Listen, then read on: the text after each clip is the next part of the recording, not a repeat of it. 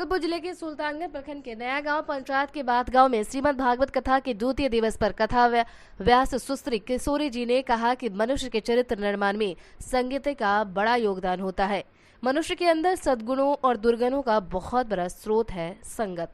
इसलिए चरित्र निर्माण की अपेक्षा अगर समाज से समाज को है तो सत्संग का हरि कथा का आश्रय जीव को अवश्य लेना होगा, क्योंकि सत्संग स्मृति खोलती है, वो स्मृति जो परमात्मा से जुड़ी है। उन्होंने कहा कि संत का संग, संत की कृपा जीव के बड़े से बड़े कार्य को भी साथ देता है। संत की कृपा जीव के जीवन की दिशा और दशा दोनों ही बदल देती है।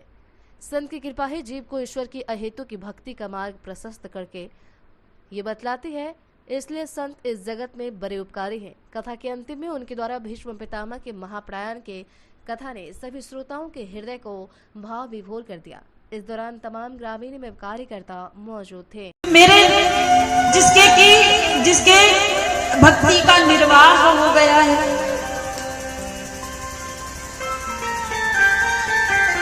जो कहता है कि पाए हो परम विश्राम, मैं परम विश्राम तभी पाता हूं जब आपका नाम लेता हूं।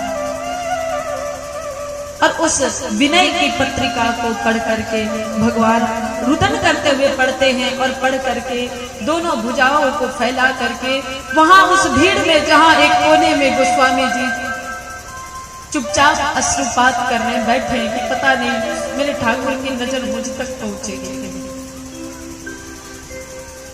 भगवान रुदन करते हुए अपने बाहों को फैलाते हुए तुलसीदास जी के पास जाते हैं।